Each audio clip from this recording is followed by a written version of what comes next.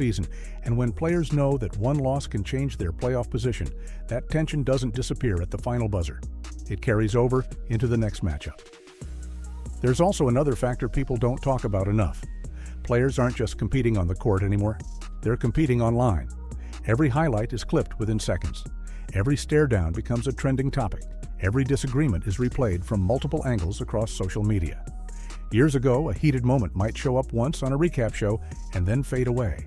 Today, it spreads instantly. Players see it. Families see it. Opposing fans amplify it. And when the entire internet is analyzing your reaction in real time, that adds fuel to already intense situations. The NBA isn't just a basketball league anymore. It's a non-stop spotlight. And sometimes that spotlight magnifies emotion. A small disagreement that might have been forgotten in the past now lives forever online. That changes how players respond. It changes how they defend themselves. And it raises the stakes of every interaction. Another layer to all of this is the physicality debate. Fans and analysts have been arguing all season about whether the game has become more physical. Some veterans say contact is being allowed more frequently. Some analysts believe players are reacting more strongly to routine plays. But here's what's clear. When players feel they aren't getting calls, frustration builds. When defenders feel scorers are exaggerating contact, frustration builds. When stars believe they're being targeted, frustration builds. It's rarely about one single play. It's about 5 or 6 possessions in a row.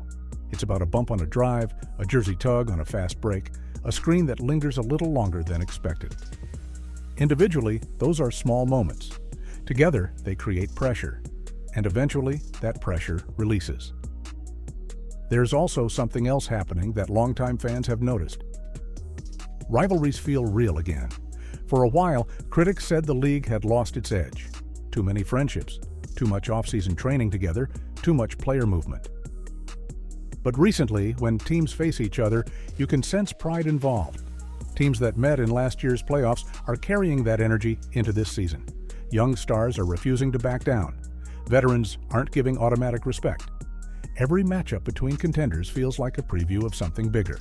And when two elite competitors believe they are shaping the future of the league, every game becomes personal. Not in a negative way, in a competitive way. But competitive fire sometimes burns hotter than expected. We also have to talk about officiating. Referees today face more scrutiny than ever before. Every call is reviewed in ultra-slow motion. Every whistle sparks debate shows and social media breakdowns. Officials are trying to balance game flow, fairness, and player safety in real time. But players don't have replay angles in the moment. They feel contact, they feel momentum shifts. And when a call doesn't go their way during a critical stretch, their reaction often isn't about that one whistle. It's about the buildup over several possessions. When emotions are already high, it doesn't take much for two players to get face-to-face. It doesn't take much for benches to stand up. And suddenly, what started as a minor disagreement becomes the headline of the night. There's also a generational shift taking place. Today's young stars grew up in year-round competition, travel circuits, national showcases, rankings since middle school. They've been playing in spotlight environments for most of their lives. They're confident, they're expressive, they don't wait their turn. And when that confidence meets veteran pride, clashes can happen, not because there's hostility, but because neither side wants to give ground. Another reason these moments feel more frequent is because discipline is more visible. When altercations occur now, the league responds quickly. Fines are announced, suspensions are explained, statements are released. The NBA is aware of its image. It wants intensity, but it doesn't want chaos. It wants passion, but it doesn't want escalation. So when lines are crossed, consequences follow. That balance is delicate. If enforcement feels too strict, players feel restricted. If enforcement feels too lenient, games can spiral. The league is constantly adjusting, and players are constantly reacting. Here's what might really be happening, though.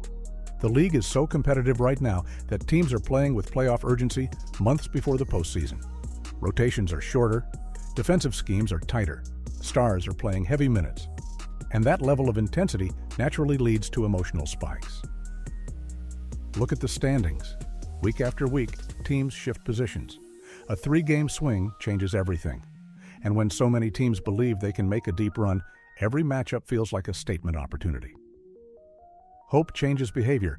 When 12 teams in each conference think they have a real chance, the regular season doesn't feel casual anymore. Now here's the part that might surprise people. While these heated moments grab headlines, they also bring attention. Rivalry games see spikes in viewership. Clips circulate across platforms. Fans pick sides. Emotion connects people to sports. There is a clear line, of course. No one wants situations that risk player safety. No one wants games overshadowed by unnecessary drama. But competitive fire has always been part of basketball history. From legendary rivalries in past decades to intense playoff battles in the early 2000s, emotion has always been present. It just looks different now because the media environment is different. Every reaction is amplified, every stare is analyzed, and that makes everything feel bigger. The real question is, what happens next? Will the league tighten enforcement further? Will players adjust their reactions? Or will rivalries deepen as we approach the postseason? History tells us that when pressure builds throughout the regular season, the playoffs often become unforgettable. Storylines feel personal, matchups feel emotional, every possession feels heavy.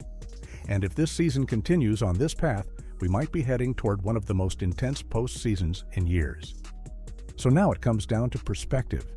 Do you see these heated moments as a problem, or do you see them as a byproduct of a league that is more competitive than ever?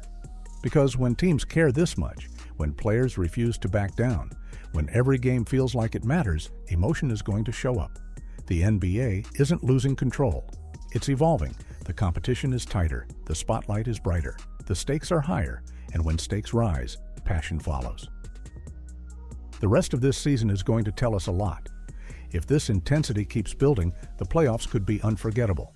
And if that happens, we'll look back at these regular season moments and realize they were warning signs that something bigger was coming. One thing is certain, the league feels alive, the rivalries feel real, and every time two contenders meet, you can sense that anything could happen. And that might be exactly what makes this era of basketball so compelling. So now I want to hear from you. Are these heated moments a problem for the NBA? Or is this just what happens when competition reaches another level? Do you like seeing that intensity? Or do you think the league needs to step in more? Drop your thoughts in the comments, because this conversation is only getting bigger as we move closer to the playoffs. And if you enjoy real breakdowns like this, no overreactions, no drama for clicks, just honest basketball talk, make sure you subscribe and turn on notifications. Because if this intensity keeps rising, the postseason is going to be unforgettable. And we'll be right here breaking down every moment.